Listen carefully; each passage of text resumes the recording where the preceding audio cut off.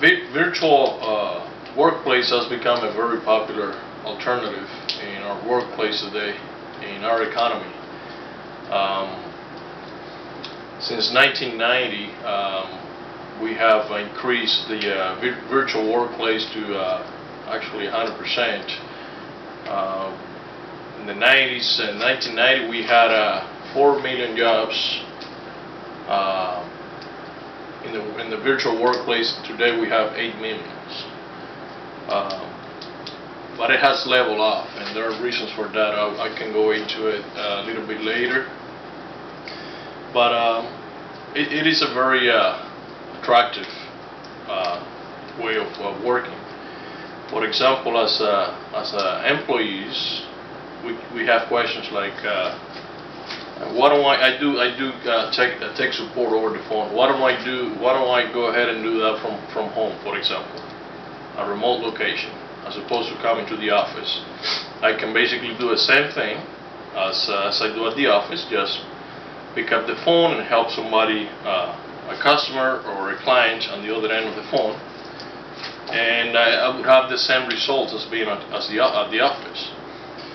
And as employers, we ask the same questions, or not the same questions, but very similar questions. Why do I have to pay a rent for an office space when I can have my employees working from home or working from a different place where I don't have to pay the rent that I usually pay at the office? Not only the rent, we're talking about electricity, we're talking about water, and housekeeping at the office. So the employers can save a lot of money, a significant amount of money, by doing establishing virtual workplaces.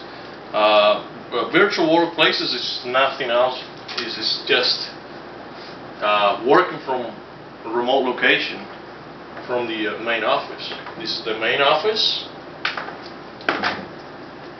and this is your home, for example, and you get paid and everything through your office, but you will be actually working from home. You're making phone calls, or like answering calls and transferring to the office, whatever. I mean, it's a very good way to go. You don't have to commute to the office by car. You just work from there. You save money in gas, mileage, real estate here. You don't have the employer doesn't have to pay anything. So there are a few benefits, but you are remotely located from the office, so you would not have the physical interaction as you would have at the office.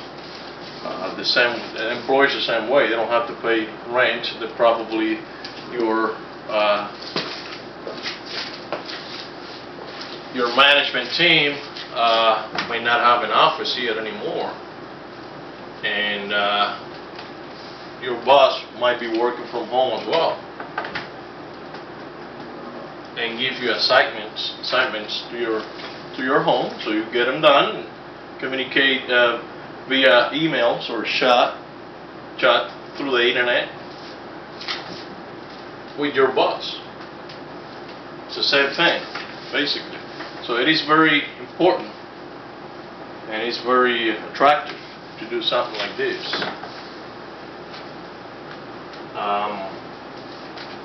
The problems are physical interaction, not so much technical issues. Obviously, the employer has to provide with the equipment to do this job, and that equipment has to be reliable. But the main thing is, like I said, the physical interaction. So there is no handshake, no hugs.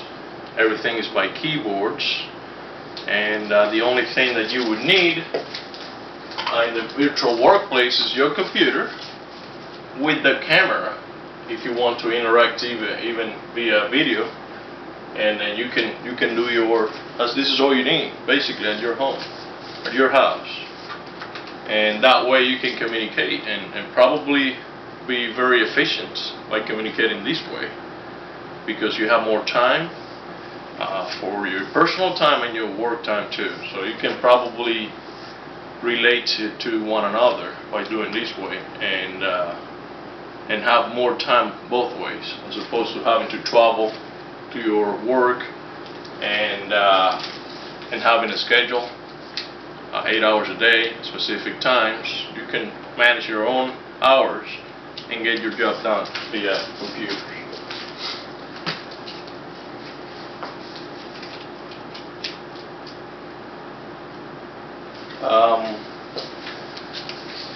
This is I don't want to tell you that this is the only way to go. There are many options within the virtual workplace. For example, doing my own job, I do technical support over the phone, but I also do services on site. So for me, I could not do, I cannot telecommute 100%. I have to do both, and that's another thing to consider as a manager, as management. Sometimes, I mean, does the employee need 100%? Can he do 100% telecommuting, or can he do part-time, like maybe 20 hours a week from home and 20 hours a week from the office, or on the site, on site, meaning client site. In my case, I don't do telecommuting. I work from the office 100% of the time.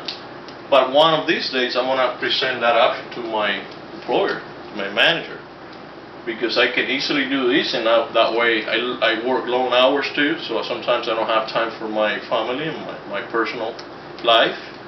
So if I could manage these, I could probably manage both lives way better, and it'll be a lot more efficient for my office too, because I don't have to invest on certain things, electricity and other things at the office.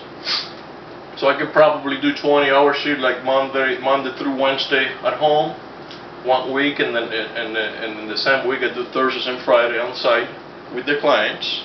Then I can come back and do my reports and send it via email to my boss. And the following week I could do Monday through Tuesday from home, and Wednesday through Friday at the site. So there are different options. It's just not the 100% virtual workplace. Different options that managers can have doing this. And like I said, the drawbacks are more social than technological, because I still appreciate the eye-to-eye contact. Body language tells you a lot when you're talking to a client or to somebody else, a person who works with you. I mean, by having eye contact, I personally think that you can communicate better. It gives you better social skills when you are at the office as opposed to telecommuting. But like I said, it has to do with the type of work that you do. If you work in the service business, if you work at the retail business, you probably don't want to. You cannot do telecommuting or virtual work in a virtual environment, because you have to be present.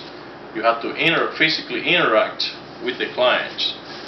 Tech support, like in my case, and client interaction, I do both.